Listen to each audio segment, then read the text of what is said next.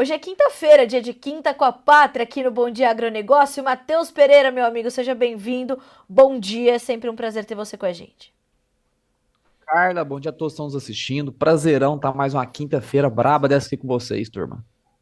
Matheus Pereira, estamos aí vivendo uma semana enlouquecida para o mercado de grãos. A soja tem estado bastante volátil. A última semana começou com o Trump sofrendo aquele atentado e essa semana começou com o Biden desistindo da corrida presidencial, ao que já era esperado, mas veio a notícia, se confirmou. E a semana vem mantendo essa volatilidade. Hoje parece que o mercado tentando tomar um fôlego.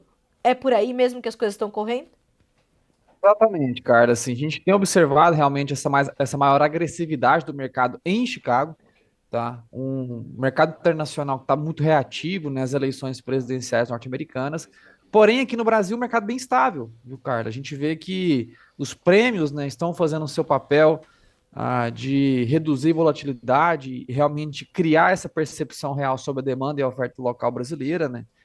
Que é nítido, né? Agora, querendo ou não engulam, aqueles que alegavam que o Brasil tinha um potencial de uma produção recorde no país, há uma escassez de soja no nosso país, uma dificuldade de originação do produto. Realmente, os prêmios, né, têm feito o papel de equilibrar toda a volatilidade internacional. O mercado aqui da soja brasileiro totalmente estável, né? Até justificando altas aí nessa semana, mesmo com o Chicago sofrendo essas quedas, né, mais abruptas aí ao longo dos últimos 10, 15 dias. Matheus, isso tende a continuar? O mercado vai ainda olhar para esses fatores e tende a manter essa movimentação ou tem novas coisas surgindo aí no horizonte que podem trazer uma mudança de rota para as cotações? O momento é especulativo na base, enfim, né, na campanha eleitoral, tá? Só que a gente vale lembrar que o processo total da base fundamental do mercado em Chicago, ele olha muito para a oferta norte-americana. Tá? A oferta norte-americana está em construção, é uma safra saudável, é uma safra que possui ainda a capacidade, né, de reempilhar novas altas produtivas, tá, cara? Então, a oferta norte-americana para essa safra 24 e 25, né, que é a safra atual norte-americana, é uma oferta que está, assim, sofrendo essas elevações, tá? Então, a base fundamental do mercado da soja internacional é uma base sob pressão, tá? O fator eleitoral na presidência norte-americana, né, ele é apenas um fator temporário, né? A especulação ela não cria realmente grande fôlego, né, para justificar uma alta duradoura ou uma queda permanente.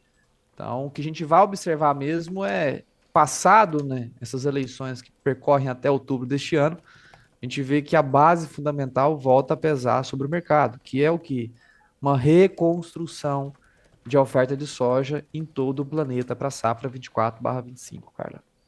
Agora, Matheus, aqui no Brasil, na semana passada você destacou isso, me parece que essa semana nós estamos num movimento semelhante, que é a condição dos prêmios, né? Na última quinta-feira nós falávamos que os prêmios estavam nos melhores momentos do ano ali, para o ano comercial era recorde, na quinta-feira você trouxe essa informação. Como é que essa semana os prêmios estão se comportando, impactando na formação dos preços aqui no Brasil?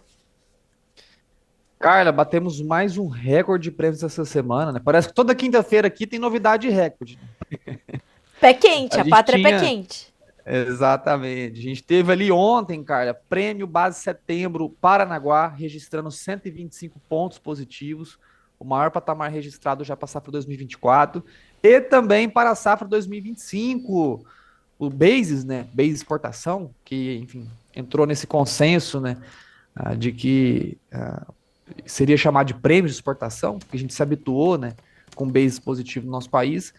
O 2025, que estava negativo até essa semana, voltou para o campo positivo base Paranaguá, também registrando mais 5 pontos abril, mais 15 maio, mais 25 junho, realmente mostrando que a compradora brasileira não sai do Brasil. A gente ainda continua sendo a principal fonte, né, de fornecimento da oleaginosa e destina à Ásia. E não só isso, né? A gente tem um apetite muito grande desses asiáticos que vem, né? Criando essa necessidade do originador, né? Do comprador interno no Brasil em empilhar prêmios para tirar a mão para tirar da soja da mão de quem tem. Realmente existe uma retenção, há uma escassez de produto disponível, há uma dificuldade na originação 2025 que força o comprador a empilhar prêmio, né, pagar mais para fazer a compra de soja. Senão, não tem negócio. E, Matheus, portanto, nós temos mais um sinal claro de que essa demanda ainda está concentrada aqui no Brasil. E eu imagino que se os prêmios estão subindo, a nossa competitividade ela está mantida, apesar da nova oferta americana estar aí se apresentando também como bastante atrativa para os importadores. Toda certeza, Carlos. Hoje, pela madrugada, né, nosso primeiro alerta diário, ele sai às 5h50, 6 horas da manhã. Eu que gravo, né, mando essa orientação bem direcionada para o cliente, né, cliente pátria, e trouxe até o nosso cliente hoje, né, mostrando a evolução das exportações na atualização da pátria essa semana, né. Estamos lá com 82,35 milhões de toneladas de soja já compromissada para exportação, que é 2% acima do ano passado. Ano passado, que a gente encerrou o ano com mais de 102 milhões de toneladas exportadas de soja, o maior volume da nossa história.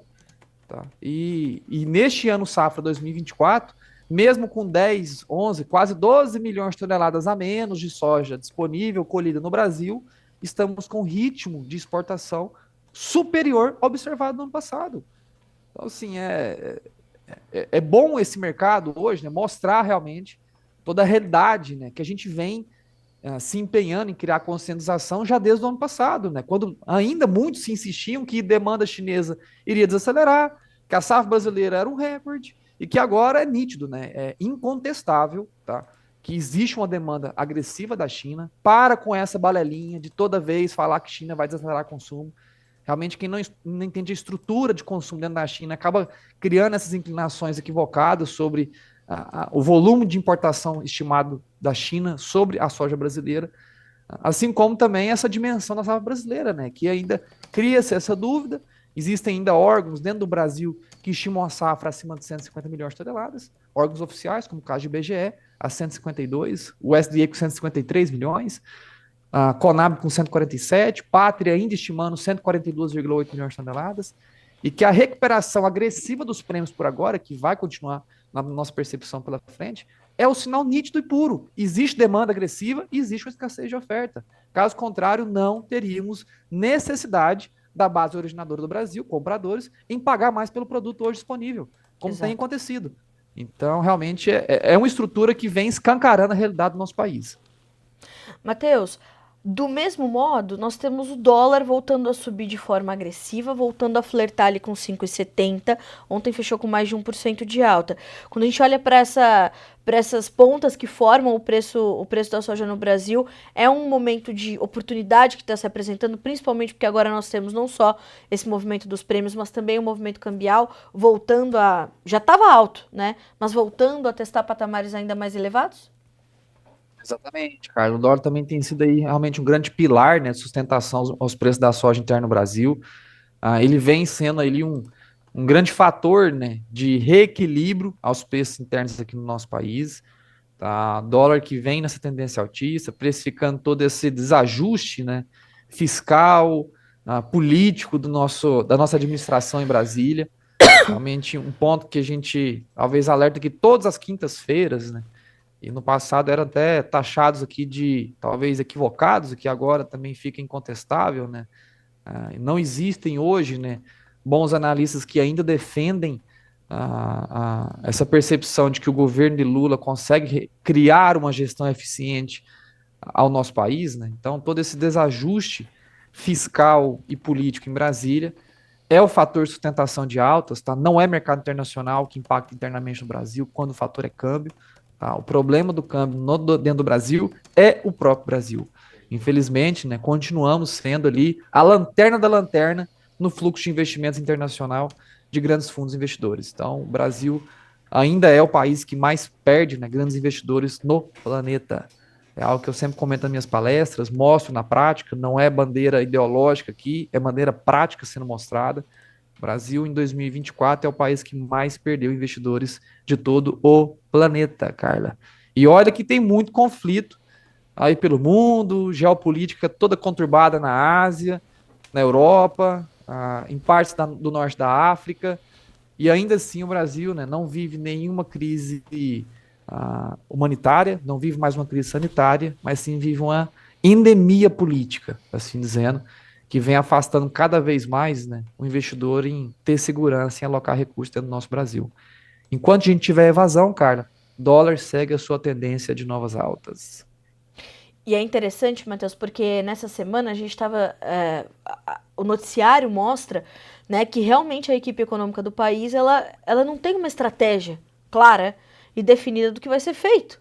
Se a gente olhar, por exemplo, para a situação do Rio Grande do Sul, são 90 dias, né, daquele povo desassistido, Matheus, né? E, Por cara, quê?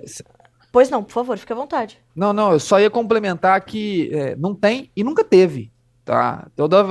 Todo o joguinho que a gente vê, né, realmente dessa mídia partidária, assim dizendo, né, tentando reconstruir a imagem do governo hoje, é apoiado, né, em promessas que nunca foram sequer colocadas em prática. Enquanto a gente tinha, né, no governo passado, agendas reformistas sendo pautadas a cada trimestre, aqui no Brasil a gente já completa um ano e meio desse atual governo e nada foi apresentado de concreto realmente para a realocação econômica do Brasil pós-Covid. Nada foi apresentado. Ah, é promessa daqui, é promessa dali, é o que realmente esse governo se apoia, né, em falar muito e em agir pouco. Então, infelizmente, não tem agora e nunca teve. Então, assim, e nem acredito que terá, viu, Carlos? Infelizmente, a ideologia tomada em Brasília hoje com esse novo governo, ela não permite, né, com que pessoas centradas, pessoas realmente que olhem mais para uma economia ortodoxa, uma economia mais conservadora, de terem voz, né, realmente para representar papéis, né, ou projetos interessantes, ou enfim, que sejam necessários ao nosso Brasil. Então, infelizmente, não tem por agora, nunca teve, e eu acredito que infelizmente não terá por agora, cara. E enquanto isso, eu falei sobre isso, inclusive, há pouco antes de você entrar conosco aqui no Bom Dia Agronegócio, sobre o Fernando Haddad, ministro da Fazenda, querendo se aproximar da União Europeia e dos Estados Unidos. Dos Estados Unidos até faz algum sentido para mim, agora da União Europeia, que não quer conversa com o Brasil, enquanto a China está dizendo, a China, o Oriente Médio, a Ásia de uma forma geral, e o Oriente Médio dizendo, olha, nós precisamos comer, e nós sabemos das boas práticas, nós sabemos da responsabilidade com as quais vocês produzem. Mas a gente quer se aproximar da União Europeia, Matheus. Isso aí é um fator de discussão também que eu sempre entro, quando eu entro em palestras, né, falando sobre essa representação do Brasil mundo afora, né? Hoje a gente vira cachorro de quem só quer mandar, enquanto que o nosso cliente do outro lado do planeta, né, precisa, demanda e nem sequer cria restrições sobre o nosso produto. Hoje quem vem aqui tentar levantar a bandeira ideológica dentro do Brasil são simplesmente, né, nossos principais concorrentes pelo mercado asiático. Nem sequer são os nossos clientes, nem sequer são os nossos consumidores, nem sequer a gente tem realmente uma balança no agronegócio favorável ao nosso setor.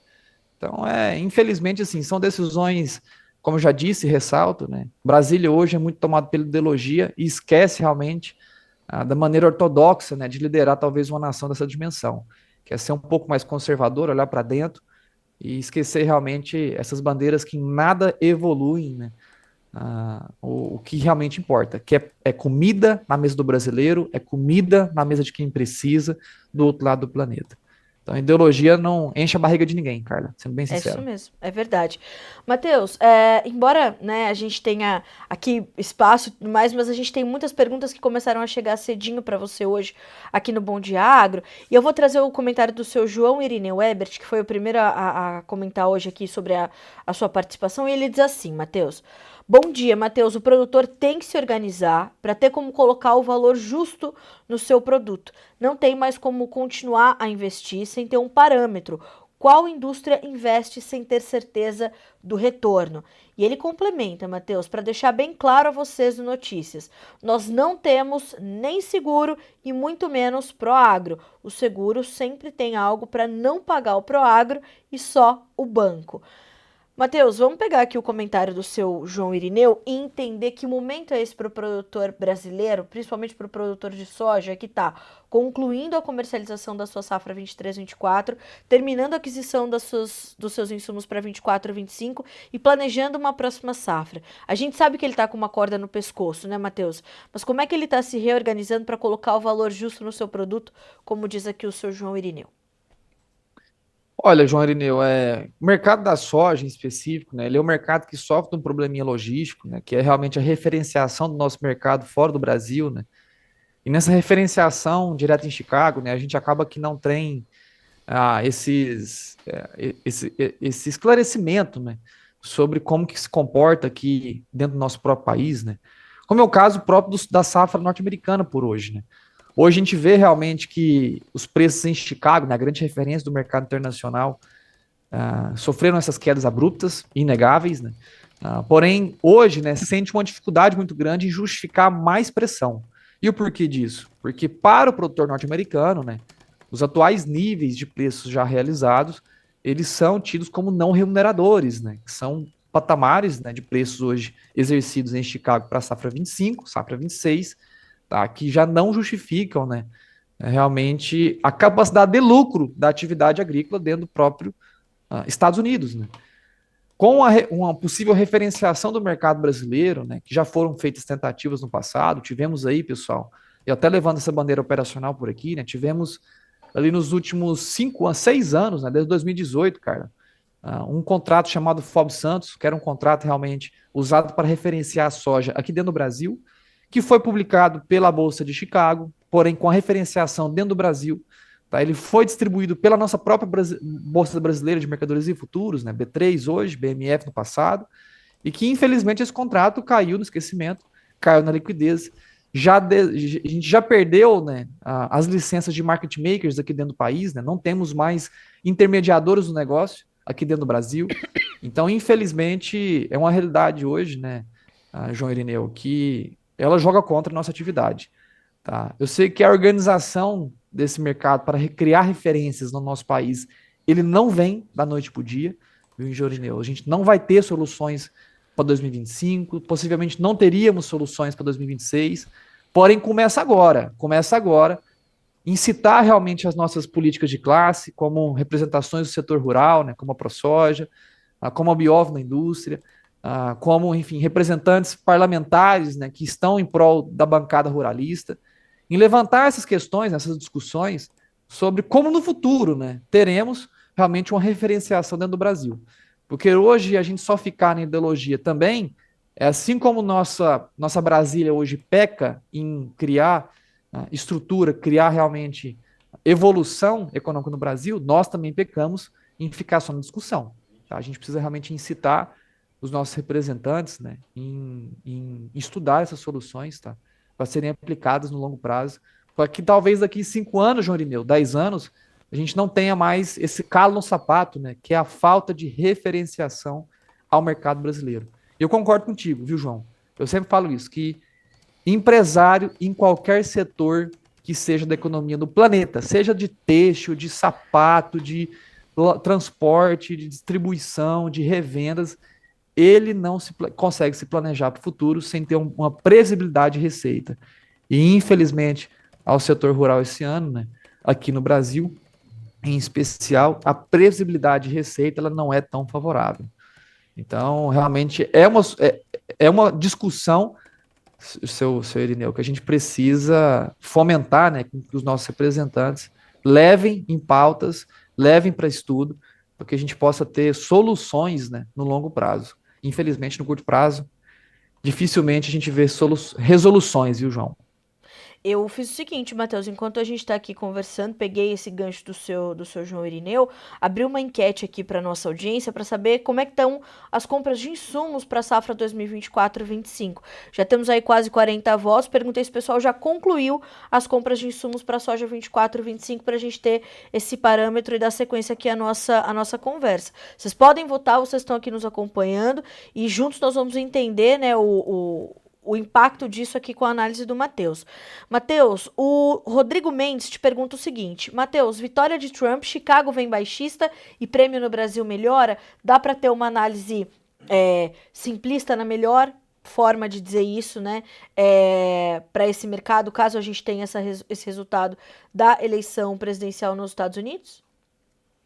Olha, muito boa pergunta, viu, Rodrigo? Toda palestra que eu tenho dado aí nessas últimas semanas, né, desde que aqueceu realmente a corrida pré-eleitoral norte-americana, né, tem sido a discussão sobre Trump, né? O que que isso causa ao nosso agronegócio. E, assim, desde o extremo norte do Brasil até o extremo sul, qualquer lugar que eu piso para estar dando, enfim, distribuir um pouquinho de conhecimento da pátria, é levantada essa bola.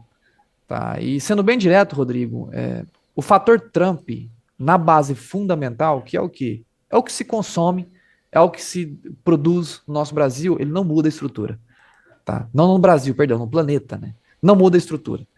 Tá? Já desde 2018, esse conflito comercial com os chineses ele é vigente. Até hoje, existem, né, medidas tarifárias, de barreiras tarifárias, né, que inibem, né, não impedem, mas inibem realmente o consumo da soja norte-americana em direção à China. Tá? Hoje, os norte-americanos já passam, né, pelo pior desempenho de exportação desde 2019. Então, não há novidades na base fundamental. O que faz realmente o fator Trump é dar munição à especulação. Aquela especulação que já estava sob uma tendência, uma inclinação de quedas, né, já estava sob o mercado sob pressão, ele só acelera, ele só catalisa, né? Ele acelera o movimento de baixas, né, com a presença de Trump no poder ou vencendo pesquisas eleitorais, pré-eleitorais. Tivemos essa semana ali uma pesquisa que trouxe o empate técnico do novo, não, a nova possível, né, candidata democrata contra, né, o candidato republicano Trump. Então tivemos sim um fator que acelera a movimentação. Ele não muda a estrutura. Tá? A estrutura é que a China continua concentrada no Brasil, isso não irá mudar da noite para o dia. O Brasil possui uma boa relação comercial com os chineses, possui produto, possui sustentabilidade, possui qualidade de produto ser exportado. E infelizmente isso não muda a estrutura, só acelera. Então a especulação sim ganha munição, ela ganha bala na agulha para justificar quedas ainda mais rápidas, né, do que aconteceriam sobre um mercado normalizado, sem realmente o fator político em mãos. Agora, Matheus, se Kamala Harris é definida como a candidata do governo do Partido Democrata e se elege, pode haver uma reação muito diferente nessa relação do agronegócio brasileiro com o comércio global, com o comércio chinês? Você imagina que, num outro cenário, as consequências possam ser muito diferentes?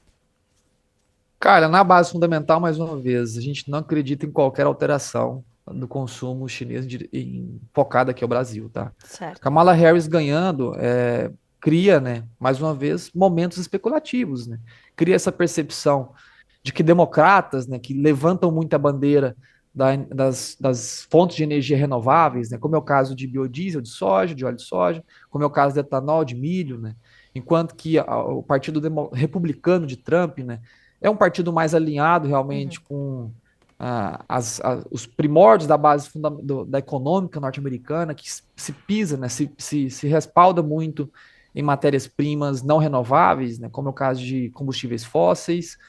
Então, a possível vitória ou a intenção de voto aumentando para Kamala Harris, que ainda não é a candidata representada por democratas, ainda vai ter convenção no começo de agosto, mas tudo indica que sim, todos os principais, né, delegados democratas já mostraram, né, apoio realmente a Kamala Harris, né, vice de Biden, e que não mudaria a estrutura fundamental, mas no curto prazo, tá, no curto prazo justificaria sim um certo ânimo, né, especulativo que deve ser tido como base de oportunidade de vendas.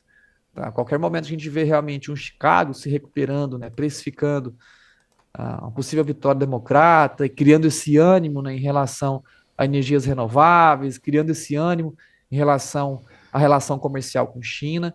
É importante, né, para quem esteja nos assistindo, aproveitar esse momento de alta como oportunidade de venda, tá bom? Porque nós enxergamos que na base fundamental nada altera, tá? Sempre vale lembrar, base fundamental é o horizonte do mercado. A base especulativa são os diários, né? As oscilações de curto prazo, tá bom? Então, é necessário sim ser aproveitado a qualquer momento ali de euforia no meio do caminho. Estamos de olho. Matheus, tem uma outra pergunta importante aqui para ti, que é a seguinte: é da Ângela essa pergunta, que ela diz assim: ó, o que os prêmios impactam para a formação dos preços nas cooperativas, já que aqui no norte do Paraná tem dado uma diferença como 21 a 22 reais em relação ao porto. Não só o prêmio vai impactar, mas também a condição das despesas logísticas, né, Matheus? Olha, Ângela, muito boa pergunta, tá? O Paraná, ele vem nos últimos 2 anos sofrendo realmente com uma logística problemática, assim dizendo, né? É um mercado hoje dentro do Paraná que está talvez a 1/3 de distância de Porto, que hoje, enfim, tem preços parelhos à região central brasileira, no caso de Goiás. Hoje, ofertas do grão disponível em Goiás são semelhantes, quase idênticas às ofertas do grão disponível dentro do estado do Paraná, que está aí a 1/3 de distância da base portuária, tá? Então, sim, as cooperativas, né, acabam sendo não forçadas, mas por mecanismo natural do mercado, né? Quando o prêmio sofre essas reações positivas, né, acabam tentando realmente repasse ao mercado doméstico. Só que, cara, Ângela, existem também os prêmios regionais, né? A regionalização do mercado, que é o quê? Quando há realmente na tua região, em especial no norte do Paraná, talvez sofrendo de um excesso de produto disponível, né? Acaba que aquela compradora local ela não tem a necessidade realmente do repasse total integral ao produtor rural naquela região, porque ainda há excesso de produto disponível. Tá? Então, essas regionalizações também elas são comuns. Tá bom? A gente vê o mercado como um todo, né, sofrendo esse ânimo, criando realmente essas altas, né, em média em todo o Brasil.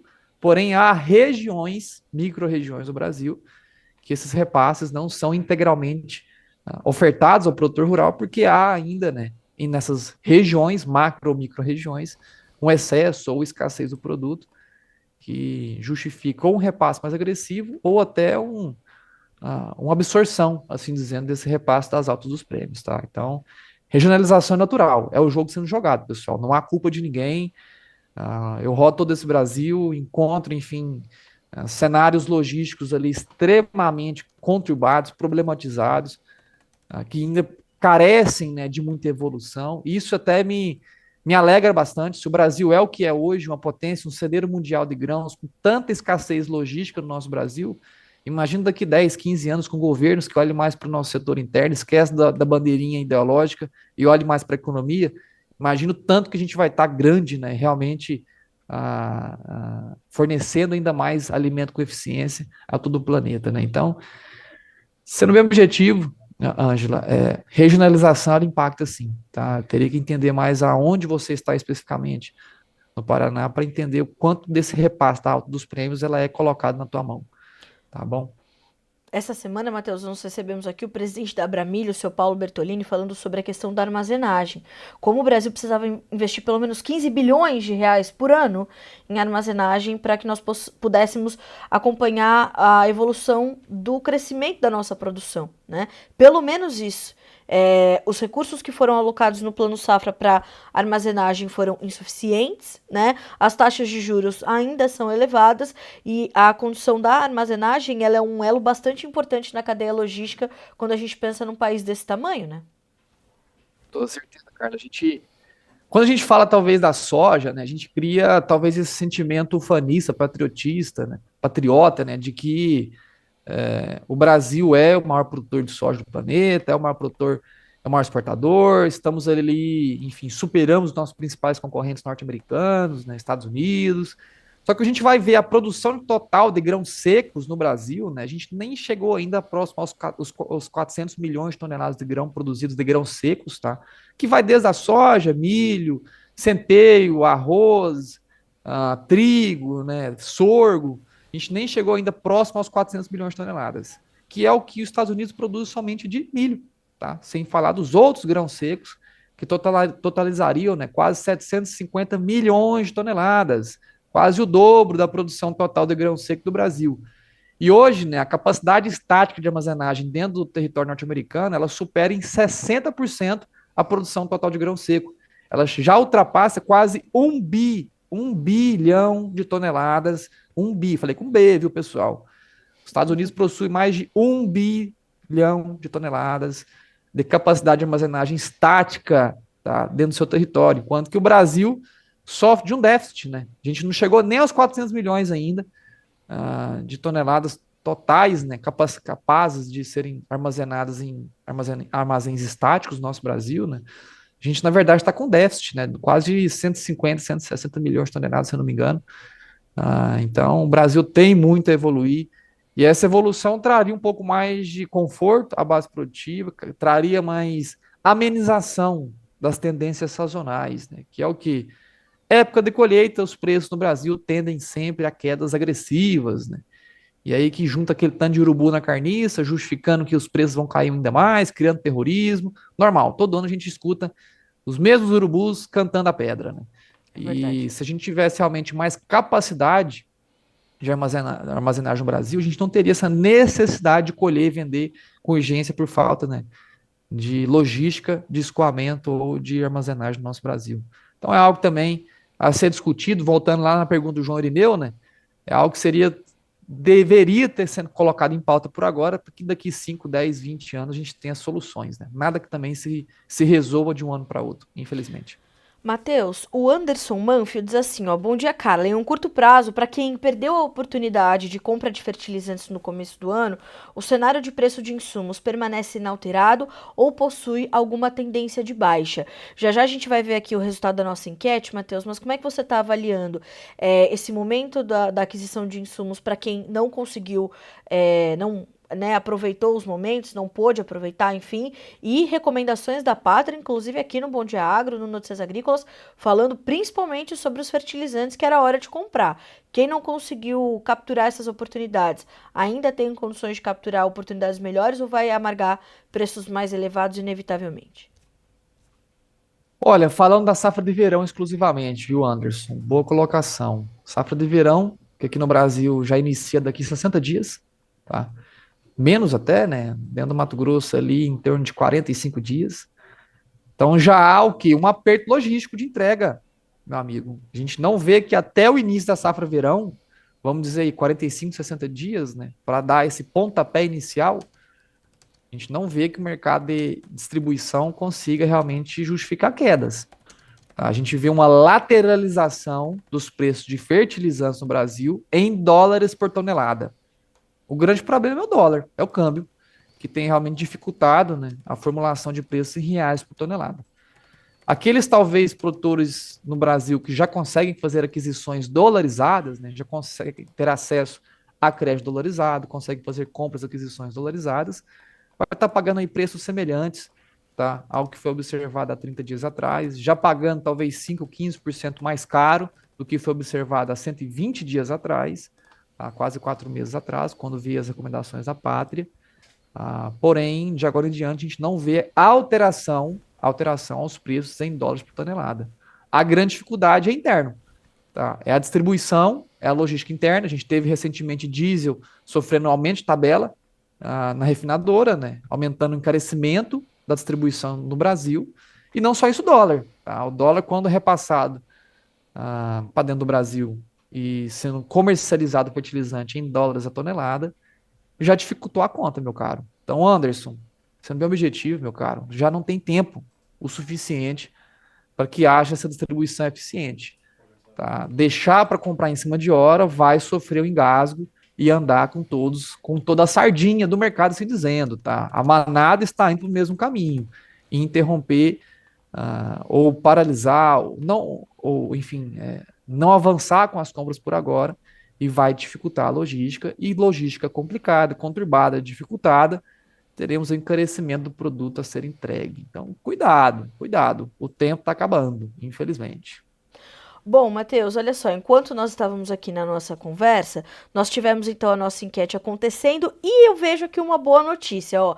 A nossa pergunta foi se os produtores que estão nos acompanhando já concluíram a compra de insumos para soja 24-25. 51% diz que sim, 48% diz que não.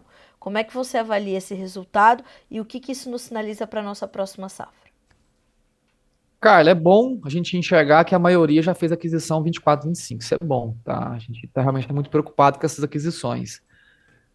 Só que o percentual permanece historicamente muito baixo, Carla. A gente já chegaria nessa época do ano com quase 70% da safra já comercializada, do volume de compra já realizado, tá, no Brasil. A gente tem, assim, talvez um público bem plural hoje, né? Imagino que as pessoas que estão nos assistindo aqui hoje, né, essas milhares de pessoas possam estar desde o extremo norte ao extremo sul, região central, leste, oeste. Então, eu vou pressupor, né, Carla, que a distribuição desses votos ela foi uma distribuição plural, né, que trouxe representação estatística no nosso país. Porém, Carla, infelizmente, é um percentual baixo. Apesar de ser a maioria que fez aquisição, hoje, nessa época do ano, já teríamos lá quase 3/4, né, quase 75% da safra de compra já comercializada. Então, ainda é um volume baixo, tá, pessoal? Parabéns para aqueles que já estão comprados. Muita atenção para aqueles que ainda precisam fazer aquisições. É verdade. Matheus, para a gente finalizar, você tem algumas referências de preços que estão ali no início dessa quinta-feira como uma referência para o mercado, se a gente olhar para os portos? Olha, Carla, vamos puxar agora em tempo real. Quem sabe faz ao vivo. Eu Não já, vou ser pe pego de calça curta aqui, não. eu já peço o que eu sei que vai ter.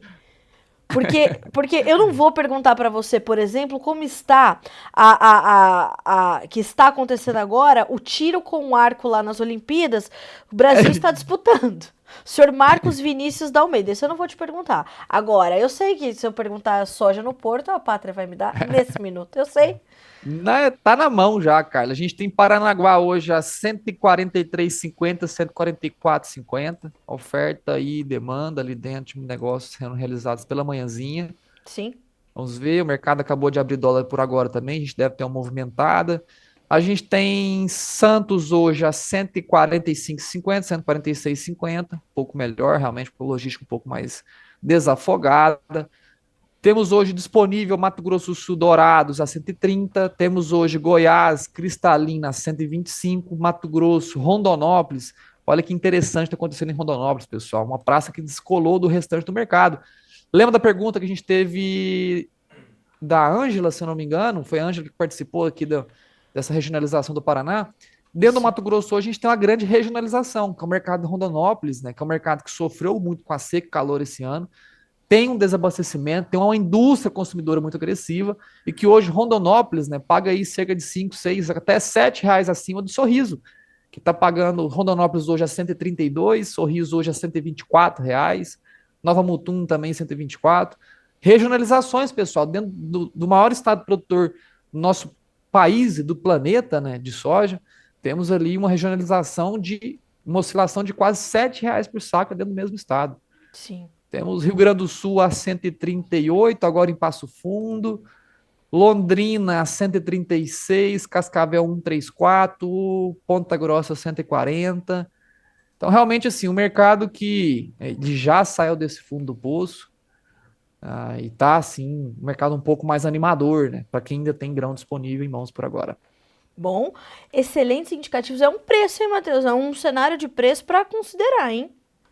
Exatamente, Carlos, exatamente. Quem tem produto em mãos, considere ali a venda, a proteção, saiba realmente gerir agora o que você tem em mãos, meu caro. Não vamos ficar com aqueles patamares psicológicos na cabeça, tá? Sempre a gente vê aqueles patamares psicológicos. 2 anos atrás foi a soja de R$ 200. A promessa de muitos que nunca vieram, tá? Que são ali os psicólogos de produtores rurais. Eu sempre falo, eu também sou produtor, cara. Eu queria toda vez escutar que a soja vai subir, subir, subir, subir, subir. Como tem gente aí que relógio quebrado só fala que soja sobe. Tá? E que criaram essa esperança 2 anos atrás, a soja de 200. O ano passado foi a soja de 150. Tá? Que realmente criou essa expectativa, esse patamar psicológico, né? Vamos esperar os 150, nunca chegou. Cuidado em 2024 com patamares psicológicos, tá? Faça conta. Tá? Quer entender talvez um pouco mais, vale a pena ou não fazer a venda? Procura a Pátria. Tá? Mateus.pátria, meu Instagram, pátria.agronegócios. Acesse nossa rede social ou nosso site, patria.agr.br. A gente consegue desenhar, né, estratégias de venda para ti. Tá no momento certo de venda na tua região? É isso que a gente faz no dia a dia. É entender o mercado, criar recomendação direta objetiva. Tá na hora de comprar ou não? Tá na hora de vender ou não? Então, esse é o nosso papel aqui, 24 horas por dia, 7 dias por semana dentro da Pátria, cara.